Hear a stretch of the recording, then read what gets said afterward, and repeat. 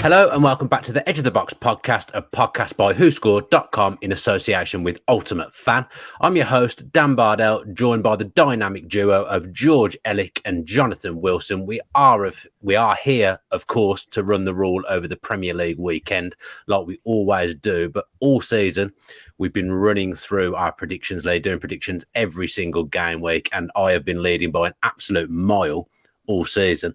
But something happened last week, where Sam Tai managed to get 12 points for Jonathan's team. George, about time. George got 9 points for his team, and I, unfortunately, only got 3 points. So I am now only 10 points clear of Jonathan and Sam at the top. 145 to 135. Look at this. Yeah, I'm going to have to start taking this seriously now, George. Well, what's the gap between me and you as well? Oh, you've got 121. I'm not concerned about you. What's the gap? 24? 145 to 121. 24. Yeah, fine. Yeah, you've got to concentrate on catching Jonathan and Sam first. No, I think I basically, my thought on this now is that Jonathan and Sam are gone, and it's a race between me and you for second. So I've got to, because you're going to keep dropping points. You think they're going to win? Yeah, they're gone. They've won. No, I've got to be honest. I've studied the form properly this week. I'm messing around, and you've got that too much of a lead. I've been messing around, putting 3-2s in, doing silly things. This week, I'm a bit more clinical with my predictions. This reminds me of when about 5 years ago I was in the top 1,000 at fantasy football in November. So I decided to start taking it really seriously, and from that moment, I basically couldn't get a point, and I just. That's what's happened to me this season. I was doing really well, and I completely fell away. Yeah, but now you're Arsenal last season, basically, aren't you? The slenderness of your squad's being exposed by the cruel reality of the fixtures. I am on my own, where I thought that was an advantage at the start of the season, but maybe the freshness week to week is helping you two now, rather than hindering me. I am just relying on myself and. You say that, but you'll note that until Sam put in his performance last week, I had 3 weeks in a row. I think that's probably why the gap's closed, really. Oh, it's a nice analogy. It's a nice. We'll throw it back at Sam next week. Yeah. I'm just relieved that Ali asked me for what my predictions were rather than using his own, because that would have been a disaster. Did he? Yeah. Did he? Well, that's fair play to Ali. It's a very, very switched on thing to do. Jonathan, you at AFCON, you're back now. You have a good time? I am back, yeah. I had a very good time, thanks. Yeah. Did you get drunk one of the nights? No. Because you sent me a message giving me your phone number, which I thought was a very, very nice gesture, and you had asked for it, in fairness. No, I had not. Yes, you had. I will get these things on the screen. I have not. When did I ask for your phone number? You sent some sarcastic message about you weren't good enough to have my phone number, so you couldn't WhatsApp me. You said that. That was not me. That's someone else, honestly. You just sent it me out of the blue. I was like, well, you replied to a tweet in DMs that I'd tweeted about not being allowed to eat Doritos because the Wolves fans were having a go at me. And then you just stuck your mobile number in at the end. But I never said anything to you. Really? It must have been someone else. Oh, so somebody now desperately needs my number who doesn't have it. Yeah, it wasn't me. I was like, Jonathan trusts me to have his number finally after 3 years. I thought it was a lovely gesture, but it obviously wasn't meant for me. No. Oh well, we all make mistakes. Okay. And George, you were unwell last week. Back now. I was unwell until about. Yeah, I mean, I was ill from Thursday. I got in early last Thursday morning to record the show. Feeling terrible. I ended up lying on the floor in this room waiting for us to record, but we ended up not recording. And then by Friday morning, when the recording actually happened, I was not fit for purpose. But yeah, better now. Thank you. One of the illest people I've ever come across here. Yeah, I agree. I'm ill quite a lot. You say that. It's only been in the last kind of 6 months. As you we worked together for 2 years, I was never ill. That's true. So it just feels like since I've been doing this with you, it feels like you're quite ill. I think what it is when you have a child who's at nursery or goes to nursery, they get ill. They don't have an immune system, so they get ill a lot, and then they give it to you. Okay, fine.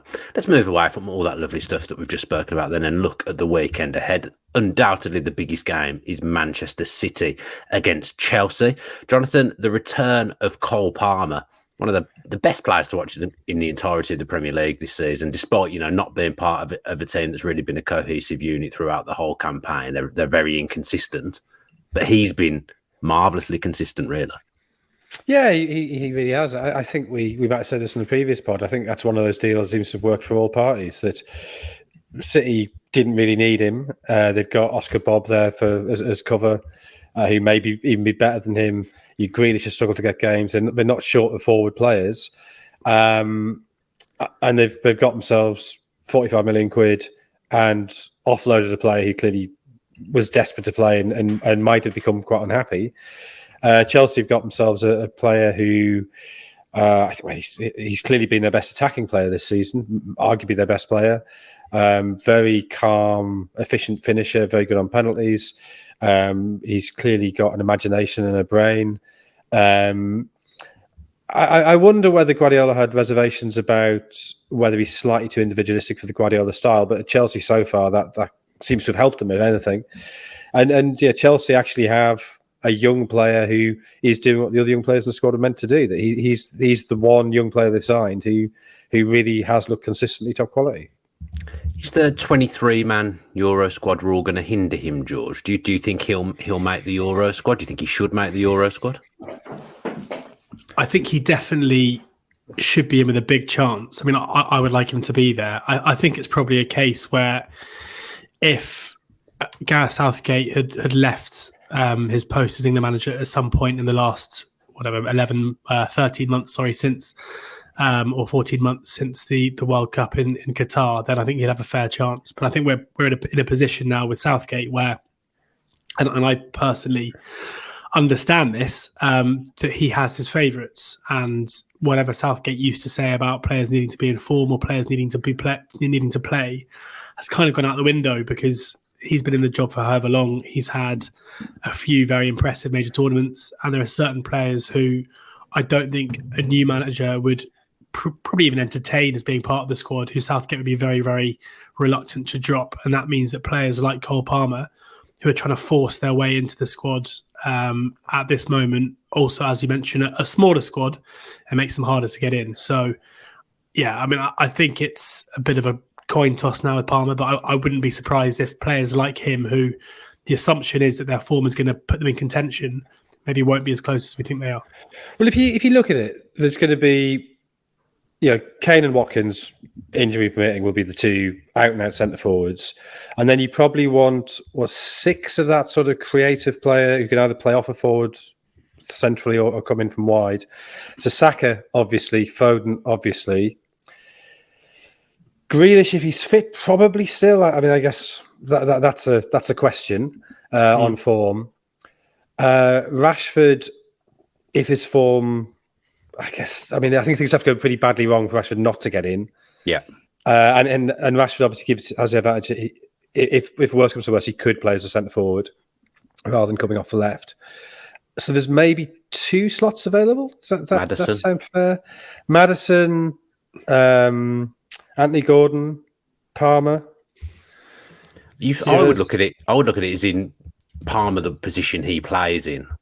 Is he probably up against Foden and Saka? Well, yeah, we have Foden as well. Yeah, it's probably fair. Foden. Yeah. It's probably fair enough if he doesn't get in, because I would say they're the 2 players he's competing with on that side. But Foden can play right across the front 3, right? He can play any of those positions. That's one of his great advantages, his versatility. So I don't know. I think he. If it is 6 who go for those, it might be 5. Would it be 6 in a 23? Well, I'm just sort of thinking of 23. You've got 3 keepers, then 2 per position. I know it doesn't quite work out like that. You probably take more attacking players because you're more likely to want to bring on an attacking player off the bench. But then if we look at the midfield, it's hard. Rice obviously goes, Bellingham obviously goes. Oh, Bellingham, I guess, is the other player who you'd say could count as one of those 6. Yeah. But then alluding to what I was saying earlier, like I personally don't think Henderson or Calvin Phillips should be even in the conversation right now. But they will. I'm pretty sure both. Well, I'm pretty sure both will go. Well, I agree with that, but I don't think that really necessarily affects Palmer's position, because he's not. But it depends how many they allocate into that midfield group. Like how many centre midfielders is he going to pick? Because there's a loyalty element to this, which means that he might pick one more centre midfielder rather than picking 6. That is true. Yeah. I mean, you've got the advantage of Bellingham and possibly even Foden could play deeper. Again, if things went really badly wrong, if you had 3 injuries and a suspension, say, you could push them deeper. Bellingham certainly can. And Jack, do that. as Dan, I remember from that glorious championship days. Yeah. Well, Trent will go as a midfielder surely as well. I mean, he'll take 3 or 4 right backs only, but Trippier will probably go as backup left back, and then Trent will probably go as a midfielder, I would think. Okay, so who's your first choice left back? Shaw or Chilwell? Will they not both go? I don't think Chilwell will go. I think it would just be Shaw, and then because it's a 23-man squad. I think he'll. I mean, we've turned this into an England squad selector show, by the way. Shaw plus Trippier is the 2 left backs. Yeah, and then Walker. Walker's first choice right back, obviously. It frees up a space, doesn't it, if you do that? Reece James. He's obviously not playing at the minute, so it makes it harder. But Reece James has the advantage. He can play at centre back if you need him to. Levi Colwill, I guess, can play at left back if you need him to. Yeah, multifunctional. So I think he'll take less defenders, but then he'll still have every area covered, if that makes sense, because Trent will go as a midfielder, but can play right back because of Colwill, like you've just mentioned. So maybe Palmer will get in. You can't really get away from the fact that I think on form in the Premier League as a young English player, I would say he probably deserves it, Jonathan. I hate using the word deserve for England. I just don't think that's how I think he's done he's done enough to be in that 23-man squad so far. No, but I don't like that way of looking at it. No, that's just not how we should conceptualize it. It's a mistake that people always make. You should think of the international squad as being like a club team, and it's not sort of a merit award for being good. It's what's the best international team we can pick. And that doesn't necessarily mean picking the 23 players who are in the best form. No, it doesn't even necessarily mean picking the players in the best form in their positions. It's picking a squad that will have internal coherence, both in terms of how they get on with each other, the social dynamic, but also the tactical dynamic. And what I think Southgate's done really well is one of the things he gets criticised for. I think actually the way he's revised and turned over the squad has been very effective. That he has shown loyalty to certain players, perhaps when their form hasn't justified it. But you can't say he's picking the same squad now that he was in 2018 or 2021. He's actually been quite radical in how he's changed it and brought young players in. So, I think you've got to think of it as being like a club side, like a good club side. And I'm trying to think of a good example of this. I don't know. So some kid comes through, plays brilliantly.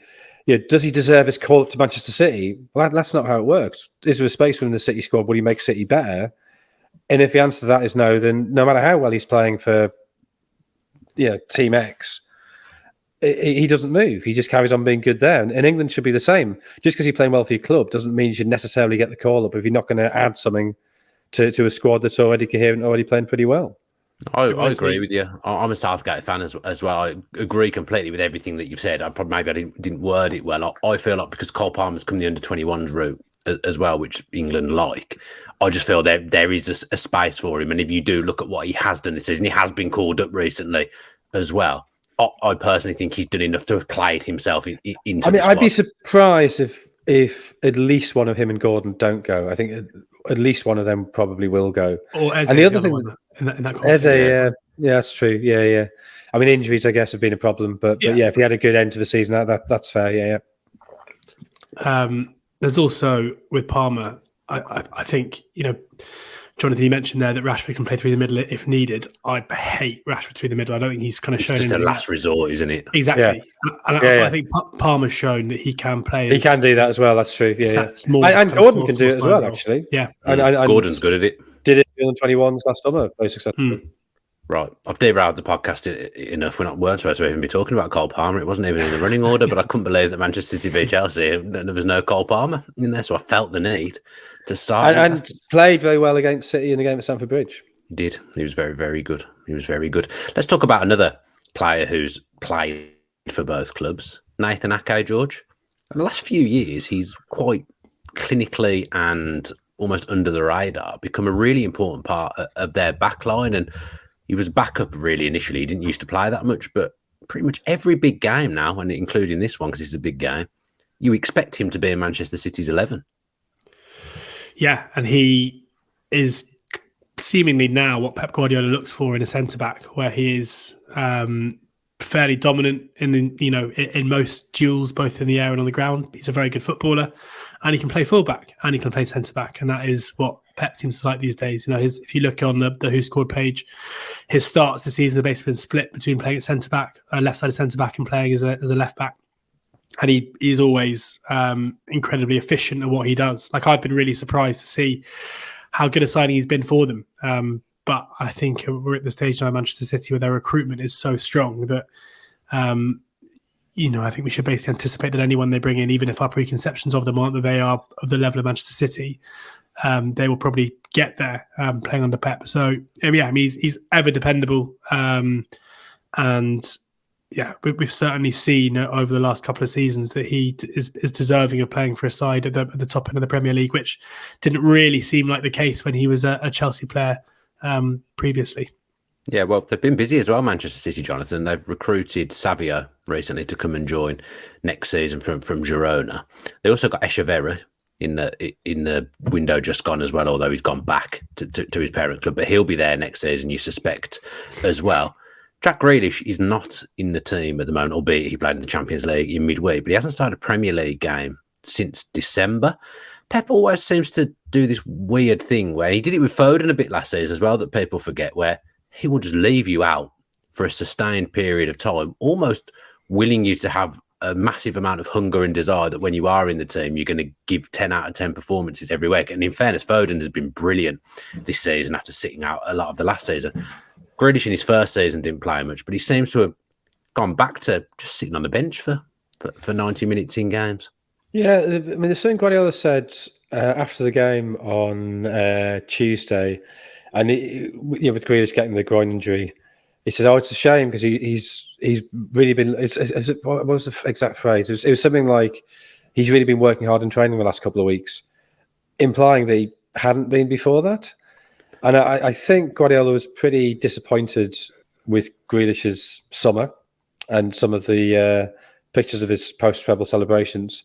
And I wonder if it's just a sense of Guardiola making clear that absolute commitment to fitness and discipline is key. And maybe if Grealish hasn't been showing that, he's been able to leave him out because Doku's been so good and because he does have other options. Calvin Phillips was saying in that interview in The Guardian that some confusion after the World Cup about exactly when he was meant to report back. And then he'd been, I think it was 1.5 kilos overweight. Yeah. And basically, it sounds like he never recovered from that. The Guardiola just wrote him off for being overweight and not really being that committed off the back of that. So I think Guardiola's in this very happy position where he can make examples of very good, very high-profile players, and his squad's good enough and his status is good enough that he can get away with it without causing huge ructions. And if a player doesn't like it, as João Cancelo found, they can leave. So hopefully Grealish gets that sorted. I mean, if it's just a normal groin tweak, 3 weeks, 4 weeks, should be back. And if he can get his fitness back, there's no reason why he can't become a regular by the end of the season. I think it's significant that as soon as the Champions League comes around again, he is put in, because I think he is a player who gives you a lot more control than Doku. Games. I wouldn't be writing him off at the minute, but I think he's been given a warning that he has to knuckle down and maybe focus has drifted slightly in the last year. Yeah. What are the chances, George, of City repeating the treble? It feels to me that they're clicking into gear as we thought they would in the second half of the season, but just the way they are as a club, you do feel like they could almost win the treble without having to be massively informed, because that they are that. When I say massively informed, that's not right. They can do it without being at their absolute best because they are that good, and it does feel very possible to me that they could do back-to-back trebles. Yeah, they definitely could. There's no denying that. I mean, they are favourites for all three competitions: the FA Cup, the Champions League, and the Premier League now, and they're odds on for the Premier League. I mean, the one thing about the league is it does, even though it feels like they are clearly the most likely, there are, unlike previous seasons where it's normally Liverpool. Last season it was Arsenal. It feels like they've got two proper challenges this time around, with Arsenal certainly looking. If we're talking about how good City look at the moment, Arsenal's return to form has been pretty pronounced as well. Yeah. I also think, and I'm sure you'll laugh at me for thinking this, but I think the away draw at Luton is an incredibly awkward FA Cup draw for them. That's not an easy game. Luton haven't been beaten by more than a solitary goal by any of the top teams. So Man City, Liverpool, Arsenal, Manchester United at home this season. Like that's not an easy game for them. And Luton go into that with absolutely nothing to lose whatsoever, and have shown this season that at Kenilworth Road they can match even the best. So that's a tricky tie. It's eminently possible. It's probably not probable, but I wouldn't be betting against it given the way they're playing right now. And City, when they get into their groove, we've seen them go on these crazy runs before. And with the Champions League, I'm always a little bit reticent to, a league title is what Pep Guardiola is absolutely unbelievable at pulling off, because over the course of the season, his teams are generally the best coached. They're normally got the best squads, and that will result over a period of 40 odd games in winning a league. In the Champions League, his record away from home generally isn't great. And even performances often on the road in Europe aren't particularly good. And that dates back to Barcelona and Bayern Munich as well. And even in the Champions League final last year, like against Inter, they were pretty poor in the game. Like they certainly didn't roll over Inter in the way that many of us expected them to. Having said that, they went to Copenhagen in midweek. They exerted a lot of control in that game, albeit they conceded an equaliser having gone ahead early. But that is always my nagging doubt. And I think that's the reason why Pep hasn't won as many Champions League trophies as maybe you'd anticipate, given he's the anti-Ancelotti in terms of when you look at the ways the trophies have fallen in both of their careers. And I think the main reason for that is often, if there is a weakness to City, it's their performances. I don't think you can say on the road, can you? Their performances after a flight in Europe. I mean, we wouldn't laugh at you for that Luton statement, but we are still laughing at you for saying Brighton were going to win the league back in September. We're definitely still laughing. I said we couldn't rule it out. Was all I said, Dan. Okay. Rule it out. So still can. Yeah, I think we might be able to rule that one out now. Jonathan, let's go back to Chelsea. Let's talk goalkeepers, and I'm quite pleased with this being in there actually, because it's something that I've thought watching Chelsea in the last month or so. They haven't had a good keeper for a while, Chelsea, it's felt. Petrovic has been very impressive. Looks very assured, good with his feet, nice size about him, quite commanding, decent shot stopper as well. He's been very good, and he's definitely an upgrade on Sanchez, who was number one at the start of the season. Yeah, definitely is. Yeah, I mean, the fact that you don't really think about Chelsea's keeper anymore suggests how good he's been. That of all the many problems Chelsea have, and okay, some of them maybe are slowly beginning to be resolved. Yeah, keeper's not one of them now. So yeah, he looks like a really good signing. And yeah, Sanchez, yeah, he's one of those keepers you always, every time a ball went in the box, you thought, there's something going to happen here. So yeah, he's yeah, you explained it very well. He is very good. There we go. I've done your job for you, Jonathan.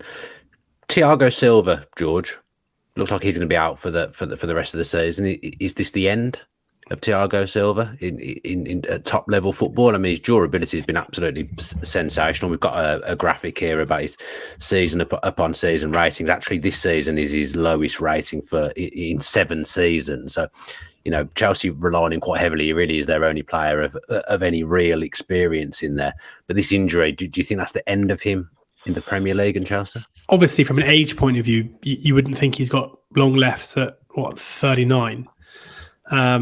But he's one of the only Premier League players that's older than me, so that's that tells you everything. But he's been almost ever present this season. I think he's only missed one game, and that was at Goodison Park. This is in the league rather than cups, but at Goodison Park back in when was it? Yeah, back in December, which they lost 2-0. So in terms of you mentioned his durability, he's still playing consistently 90 minutes, basically week in, week out. So I don't think you could rule out him, whether it's at Chelsea or somewhere else, maintaining if he wanted to, a top flight career. And I mean, it's clearly an unbelievable career so far. And he's been a pretty shrewd signing from Chelsea, albeit he's been part of a team this season and, for the most part in his time there that have chronically underachieved. But I don't think we can put too much of that blame down to Thiago. No. We've got a combined 11 here, Manchester City against Chelsea. Jonathan, how many Chelsea players do you think have made the 11?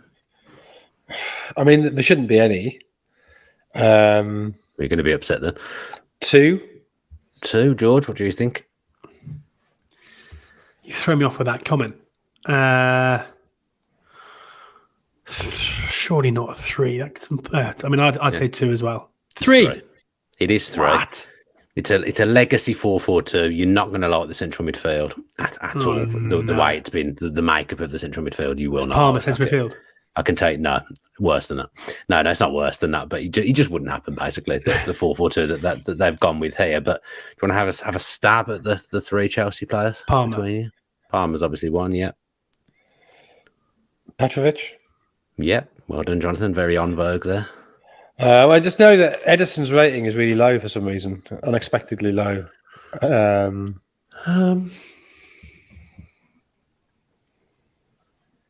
Malo Gusto. Yeah, I was going to say that. It's not Gusto, but one of you has mentioned this player already in the show. I think it was you, Jonathan. When we were talking about England. Chilwell. No. Right, we can't do this forever. It's Levi Colwill. Reece James? No, Levi Colwill. Levi Colwill's playing left back. So we've got Petrovic in goal with 6.76, Kyle Walker 6.78, Ruben Diaz 6.72, Nathan Ake 6.74, and Levi Colwill at left back 6.82. Actually, the highest rated of the defenders there. We've got 4 midfielders. So we've got Cole Palmer with 7.09 on the right, Doku with 7.44 on the left, a central midfielder, Rodri 7.54, and then Phil Foden 7.37. Inexplicable for me why I did the wingers before I did the central midfielders. That makes absolutely no sense at all. And then we've got a front 2 of Alvarez and Haaland. Alvarez is on 7.29, Haaland on 7.52. So I think that makes Rodri the highest rated player in the whole 11. But yeah, I don't think you'd get away with Foden and Rodri in the midfield too. But it's a nice team other than that. Met with silence. Neither of them are very pleased with that team at all. Right, what do you think the score is going to be then in this one? Chelsea have won a few games recently. I was at one of the games that they won, unfortunately, as well. I've gone for 3-0 to Manchester City, taking predictions more seriously this week. Jonathan? 2-0 to Manchester City. 2-0 to Manchester City. George? 3-1 to City. 3-1. Cole Palmer on the score sheet, George? Just someone on the score sheet. Don't mind doing. Penalty Cole Palmer. If I had to bet on Chelsea scoring, that would be my bet. The Edge of the Box podcast is sponsored by UltimateFan, the perfect blend of fantasy football and ultimate team, using packs to build the ultimate squad and trying to win some great prizes along the way. You do, of course, have to be 18 or over to take part in the game. There's more information in the description below, so if it sounds like something you'd be interested, check it out, and thanks to the guys for sponsoring the show. The next game we're going to talk about is Sheffield United against Brighton. And how big was that win for Sheffield United last week at Luton, George? The Premier League, it does make me laugh sometimes. Sheffield United get humbled by Villa 5-0. Luton hit a bit of form. You think Luton will win that game. Sheffield United go in there and put in probably their best performance of the season and come away with the points. Yeah, it's a massive, massive win because even though it still remains very improbable that Sheffield United will stay up this season in terms of both showing, that even though the result against Villa was obviously a poor one, they have shown some glimpses in performances recently under Chris Wilder. I personally would say that they're a better team now. They're operating at a higher level now than they were under Hecky towards the end of that reign. Hecky? And hello. You mate? Yeah, he's a mate. He's a mate. Okay. And I'm trying to think what I call Wild thing. But it's that's Gareth Ainsworth. But it's and then also if Luton win the game against Sheffield United as well, then the gap between eventually right now with Luton 17th, they're the team that Sheffield United are trying to chase down. So I don't think you can really overstate the importance. It basically the reverse of this result. If Luton beat Sheffield United 3-1. I think we're getting quite close to consigning Sheffield United to, or at least their survival bid to, it wouldn't be happening. They're basically consigned to relegation. So, really important for them. It still looks very difficult when you look at the Premier League table now compared to how it looked, say, the kind of end of October for Luton, for Burnley and for Sheffield United. I think they probably all would have taken where they are now. Maybe not Burnley, but in terms of being still just about in touch with a couple of teams also in the mix. Everton, who we assumed to pull away with relative ease and not playing particularly well at the moment. Forest under Nuno, I think are trending in the wrong direction. Crystal Palace, certainly another one where I think the fan base are incredibly twitchy that they could get relegated if they don't make a decision to change management. So, yeah, in short, a massive result. Yeah, 7 points from safety at the moment, Sheffield United, and even worse than that is, according to WhoScored, in the top 10 lowest rated teams in Europe's top 5 leagues, Sheffield United are top of that with 6.37, so they won't like hearing that. So 7 points from safety, as I said, Jonathan. Do you give Wild Thing any chance of keeping them up? Well, I mean, they've taken 8 points from 10 games under him, which is an improvement on 5 and 14 under Heckingbottom. Okay.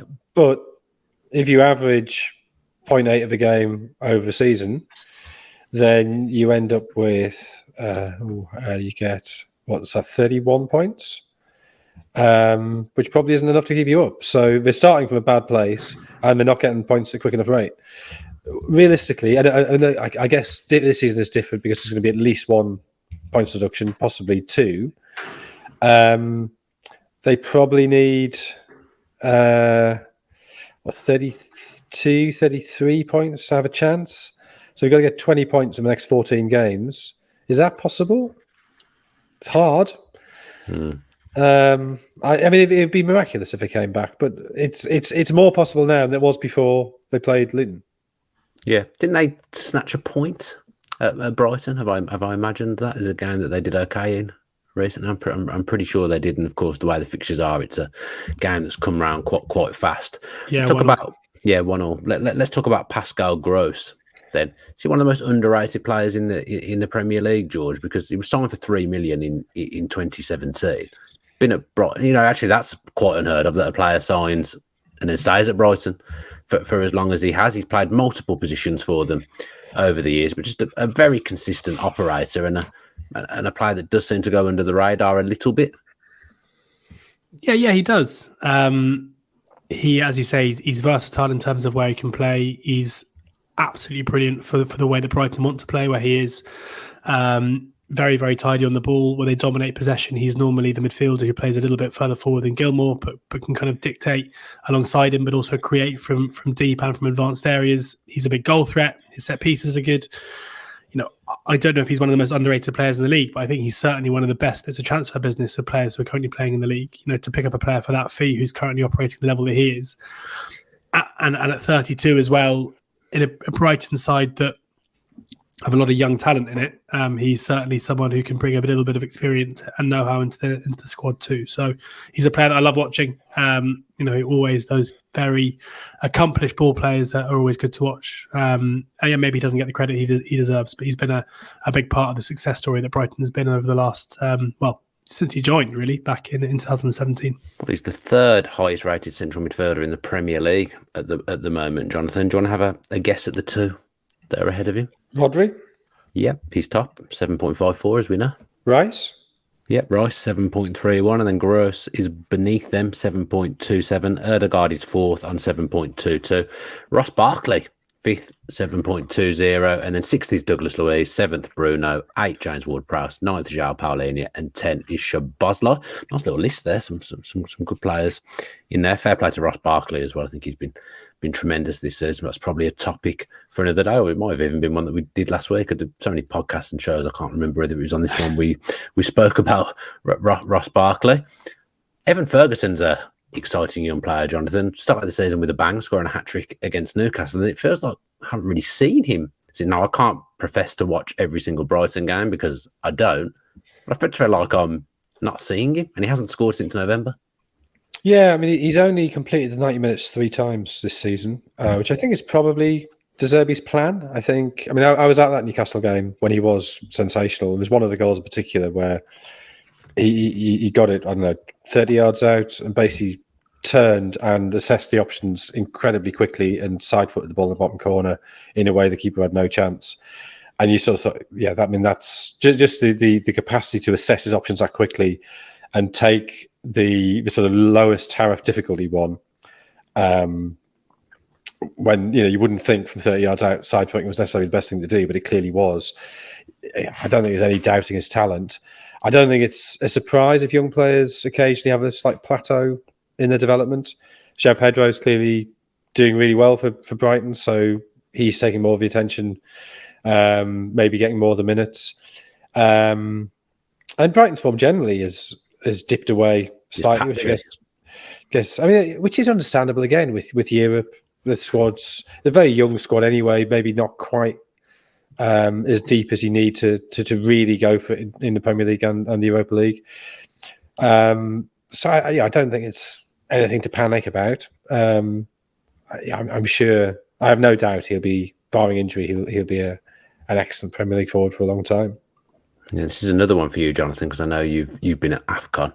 Simon Adingra is coming back from AFCON duty. 2 assists in the final. Obviously, it was Sebastian Haller that got the headlines, but actually, Adingra's 90th minute equaliser in the quarterfinals was very, very important in that run.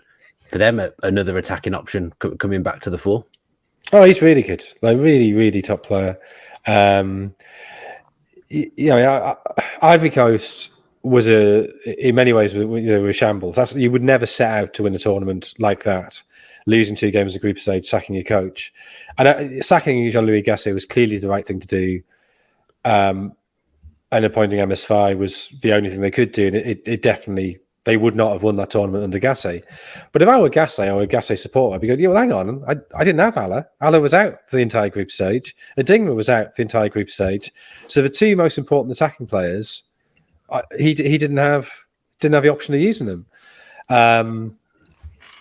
So when Haller didn't start, I think both of them, their first start was a semi-final. They both came off the bench in the last 16 and the quarters, and both of them, when they came on, made a huge difference. Haller's movement, his strength, capacity to hold the ball up, but Adingra's pace, his directness, and the first assist in the final was a corner, but his delivery from corners was good. As soon as they started letting him take them, which happened, I think it was midway through the semi-final, they finally cracked and said, okay, you can take them. And the delivery improved. But that little burst of pace to beat, was it Olaina he beat, I think? And then put in the cross for Haller to get the winner. Yeah, he'd been doing that sort of thing all game. So yeah, he's a great talent. He's got great pace. He's a good deliverer of the ball, and he can finish. I mean, he scored that very strange goal against Liverpool, didn't he? When Alisson got caught out of position, he had the awareness to sort of roll it in from 25 yards. So he's a very, very bright player, very smart, sees the game well. I think he's an enormous talent. High football IQ, I believe, is the buzz phrase that gets used for that type of player now. Probably not one that you use yourself, Jonathan, when you're writing, but I believe that's the phrase. Would you write that in an article? I'm very uneasy about the whole notion of IQ tests. I think they're very just generally social. Yeah, because I think inevitably they cannot but be influenced by the social conditions in which they're generated, and if you're then giving that test to people from outside that social environment, inevitably those people will find them much harder. Well, let's not go too much into detail on this, because you'll know that there's a podcast upcoming called Wilson's List. Sorry, that Jonathan and I will be working on soon. Now I've got his mobile. You'd never guess that my missus has just started a psychology degree and her first module is on IQ tests. So I'm literally just parroting what I was told at lunch yesterday. Oh, you might remember it if that is what. I'm sure she put it much more eloquently than I've just done. No.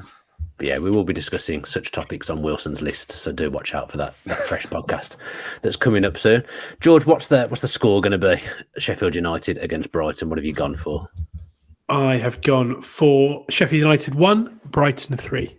That's exactly the same as I've gone for. Two people with high football, high prediction IQ there with those predictions. Jonathan? I've gone 2-1 to Brighton. 2-1 to Brighton. Right, let's do the rest of our predictions now. Let's get them out of the way. I'm fed up with them. It's been a bad start to 2024 for me. Brentford v Liverpool, Jonathan. 2-1 Liverpool. Exactly the same as me. 2-1 and exactly Liverpool. The same as me. Yeah, okay, nice. Pointless game. I might as well not play it. Burnley against Arsenal. I've gone for 3-0 to Arsenal. George?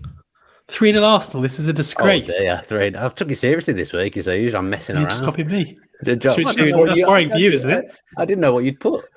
No, I'm saying it's worrying for you, though, that you've taken it seriously and you're just mirroring my picks. You did okay last week, 9 points. I'm 24 behind you. So you got 9 points last week, so you're one of the form players in the game of 3. Jonathan?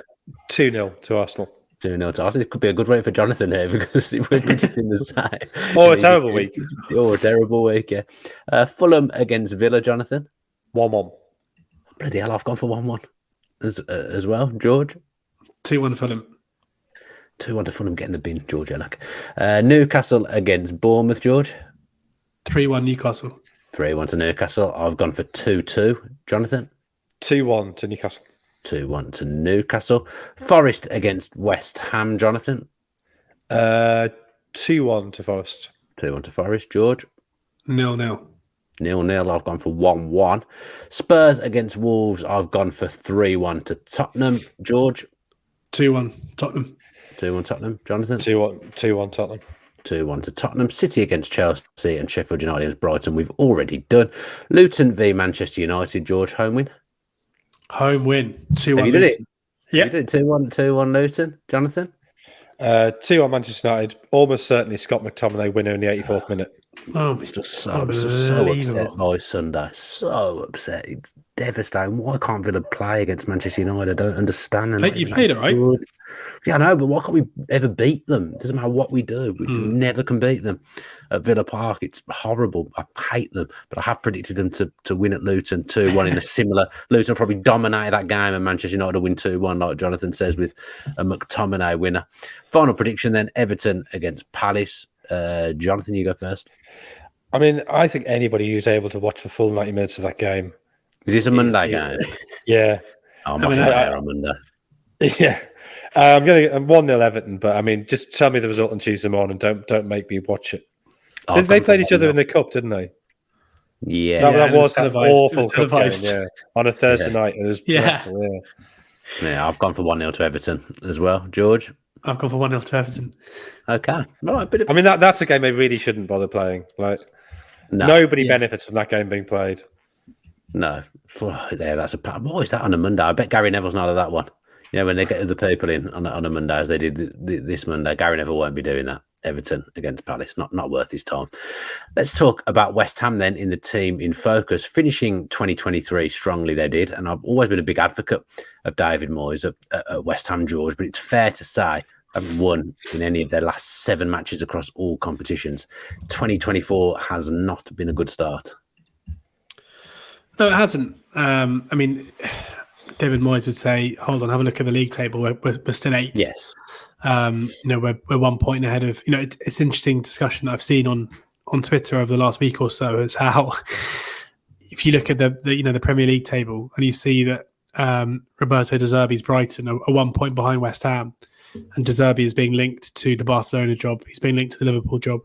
And then you look at West Ham 1 point above them, and the conversation is David Moyes going to last the season? Is Moyes going to become under pressure? And obviously that is a very reductive way of looking at it, and there's no denying that De Zerbi, for a multitude of reasons, will be a far more attractive proposition to an elite club. But every time West Ham go through a bit of a slip, it feels like the kind of the knives are out and ready for David Moyes, which I think is unfair. It's really difficult. And it's a similar conversation to the one with Hodgson and Palace, where if you're a West Ham fan, what do you want? Like, what is the number one priority of in your mind for West Ham United Football Club? Do you want to finish as high as you possibly can in the table? Do you want to develop young players? Do you want to be entertained? Because I'm not necessarily convinced that all can be true. Like, I'm not convinced if you are a West Ham, you can necessarily look to overachieve whilst also developing young talent, whilst also playing in a certain way. And David Moyes is one of the few pragmatists left in the Premier League, where his approach to games against the best teams in the league, I personally find really confusing. Where consistently we see them basically employ 11 men behind the ball against those clubs, and it's basically a case of like, we're going to try and hold on to our parity for as long as possible. We know that we're good in the counter-attacks. We'll try and maximise those opportunities when we can. But, it doesn't work that often. Yes, they went to Arsenal, they beat them 2-0. Yes, they went to Spurs and beat them 2-1 this season. But we've also seen them get absolutely walloped 6-0, 4-1, 3-0, 3-1 and 3-1. Like, I don't know. It doesn't strike me as a particularly sustainable way of looking to yield points. Even though they got 2 wins this season, it's been over the course of his reign there. So it's a difficult run of form. I'm sure they will bounce back, and I think Moyes, for the most part, does a magnificent job there. But it's whether the job he is doing is the job that actually is wanted. That I think is the big question. Also, the contract situation is probably not doing anyone any favours. Unclear whether he's going to get a new deal and be there next season. But I almost think at times, Jonathan, I listened to the Monday Night Club on BBC the other night. And they had a West Ham fan on talking. I just felt like they need a little bit of a reality check. Some West Ham fans, they finished 6th, 7th, won a European trophy, gone a long way in the Europa the year before they won the Europa Conference League. These are the best times I think West Ham have had since I've followed football, and yet people get on David Moyes' back. They won the Cup Winners' Cup. When was it? Mid-60s. Yeah, I wasn't. Wasn't accusing you of having been born then. Okay. They finished 3rd in the league, 85-6, was it? But they're the 2 highlights, and then it's now. It must be now. I guess there's maybe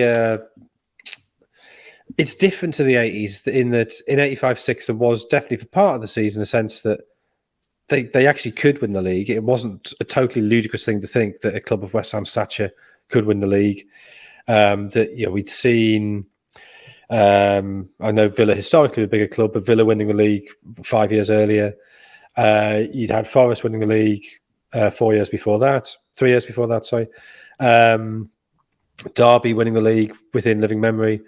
So it was possible for those sort of mid-ranking clubs or non sort of absolute elite clubs to win the league. Well, now I know Leicester did it, but Leicester is a freak that will never be repeated. Leicester's sort of a very useful thing for the Big Six to say, oh, look, anybody can win the league. No, they can't. It was a complete freak. I'm not saying they didn't deserve it. They did that season, but it's not going to happen again. And I think maybe there's a bit of frustration on the part of fans of a West Ham that even though they're finishing 6th, 7th, they know they're a million miles of winning the league and always will be a million miles of winning the league. And so what is the point? What do you want? And I guess what you then want is attractive football or football that feels innovative or football that sort of gives you joy. And Moyes' football, I mean, if it wins, I guess it gives you joy, but there's not a huge amount to take away from it. I think I guess it's linked to how he sets up against big teams. But if you look at West Ham, it was certainly true when he was Sunderland manager as well. But a number of times that his team would get to a good position after an hour in the game, be 1-0 up or drawing in a game they wouldn't necessarily be expecting getting in and out of, and then they'd retreat and concede late on. Like West Ham conceded a lot of late goals. Sunderland conceded a lot of late goals under Moyes. And I think it's the fault of that type of football. I think you can't play that 11 men behind the ball football that you could play when he was at Everton. I think modern football, just the way the laws are, the way opponents set up, it's very hard to get away with that. So I understand there's a frustration there, but you're right. This is one of West Ham's 3 golden ages, and it's very odd that the sort of soundtrack to that has been frustration. Often. I mean, there is a caveat with their form at the moment. With Lucas Paquetá starting, that's 24 games this season. They've won 16, drawn 3 and lost 5. Without him, they've won 1, drawn 4 and lost 6. So, the win rate is 66.7% with Paquetá in the team, George. It's just 9.1 without him. And Jonathan mentions the type of football and the way they set up. But when you do have a player like that in your team, even when you are playing slightly more negative football, he will make things better. Yeah, for sure. And I think a player like him also enables you to, for at least periods of the game, exert some control a bit further forward because, he was talking earlier in the show about Manchester City's recruitment. Like City were very keen to bring him in the summer. Wouldn't be a massive surprise to me if they came back in for him this summer. And if Manchester City are interested in your player, it probably means that there's something about them. Paquetá, someone high football IQ. Yeah, but he was a massive coup when West Ham brought him in. He was a Brazilian international. He didn't necessarily set the world on fire last season. He was pretty good in the World Cup for Brazil. What was a disappointing campaign for them. But this season, he's really shown how good he can be. And it's no surprise that him coming out of the side in his absence coincides with not coincides, but is a direct cause of a drop off in terms of points tally. But it comes down to, again, what Jonathan was saying in terms of the style of play that we see from West Ham and David Moyes, where when you've got Paquetá, when you've got Kudus, these are players who you can still play a counter-attacking style, an attacking style that's heavy in transition that I think would suit their squad without it being just so passive out of possession. And I think that is probably the blueprint for success for West Ham to take them beyond where they currently are. And isn't necessarily something that we see from Moyes' side, who's their lack of pressing is so out of fashion at the moment in football that it's kind of jarring when you see it on display. Do you think he'll be there next season, Jonathan? If you had to put money on it, do you think David Moyes will be the West Ham manager next season? I think I'd be slightly surprised. I mean, I don't know. There's two ways looking at it. If say they go out of the Europa League soon, I know they're not involved this playoff round because they finished top of their group. Say they go out of that soon. Say they sort of dribble along and finish 10th. I don't think that's a terrible season by any means, but I don't think that's enough to keep him. At the same time, if you win the Europa League, what better way? How's it ever going to get better for him? So from his point of view, I think that would be a good place to leave.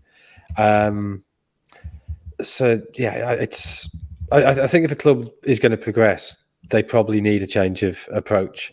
But then they found out last time when they got rid of him that the grass isn't always greener, and doing what he's doing, keeping them in the top half, is actually an achievement. It's hard to do.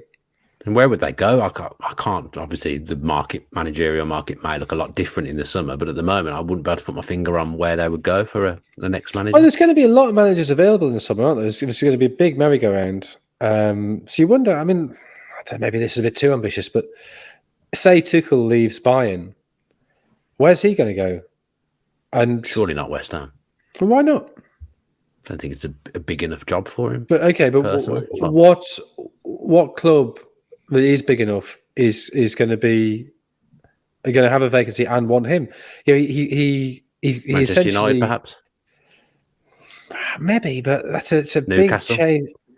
Newcastle. Do you think surely they put a call into Jose already, haven't they? And who? West Ham.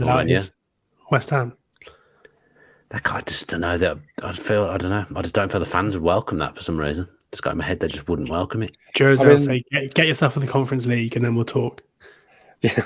A Chelsea and Tottenham cast-off going to West Ham, I'm not sure that's... Well, back in the day, you'd think that was true, but now, when you see Chelsea... I suppose big managers every... But, yeah. Potter? I don't know. I'm just trying to think, where's the... Potter or Cooper? I think the way from listening to that West Ham fan on BBC the other night, I just think they've got ideas above that. They would be underwhelmed with that type of appointment, a Potter or a Cooper. As much as I think they're both good managers, I think West Ham fans, again, I don't think they'd welcome that. I'm not sure West Ham fans. When you see where they're recruiting players from, like who is a manager on par with Paquetá and Kudus? Like it's not Steve Cooper, is it? It's like It's kind of an Unai Emery style appointment, like someone who's steady on George. Not Unai Emery, but like someone who has managed, who's won trophies, who's managed a lot in European competition, who's got a ceiling that could see them being an elite manager themselves. That seems to be kind of the blueprint. But whether that Ten Hag, realistic, if he gets kicked out United, yeah, maybe. I'll tell you who I think. Pep Linders, if he does actually leave Liverpool? Not sure. I mean, it's unknown, isn't it? You don't know. You don't know how good. You know who I think would be a reasonable appointment, and I think he's a very underrated manager, Marco Silva. Yeah, but it's too sensible. Yeah, and also I'm just not sure if you're Marco Silva, you're doing really well at Fulham now. Are you not thinking, I can do a bit better than West Ham? I think West Ham are an attractive club, big stadium, London, playing European football. This is the West Ham paradox, got isn't good it? players. Like all the people at West Ham will look at West Ham and think, no, I can do better. I don't know. I think it's maybe I'm being influenced by the fact that I'm managing them in Football Manager 24 at the moment. I think they're an attractive club. I'm not saying they're not an attractive club. I just think if you're doing well at Fulham and you're popular at Fulham, I mean, obviously it depends to an extent on what resources are there at Fulham to improve. It's a massive step up. You're going from 13th to 10th in the Premier League or something. Is that a big step up? I don't know if West Ham are better than 10th, I would say. 13th and 9th in the Premier League. Maybe not. 8th, 9th. Well, they're 8th at the moment, aren't they? I mean, this West Ham managerial list will be on Wilson's lists, a podcast coming soon on all good podcast platforms. Right, then let's call it a day. We're nearly up for time. Thanks very much to you both for joining me. It's been a pleasure as always. Thank you for watching or listening wherever you are taking in this podcast, and wherever you are taking it in, please like, subscribe, comment, do all the things that help the podcast grow. We'll be back next week. Yes, we will be back next week because there is still Premier League games. The FA Cup ones are in midweek, aren't they? So yes, Premier League preview back next week as always. Thanks to Ultimate Fan for sponsoring us. Enjoy all the football at the weekend and tell all your friends and your family about the show.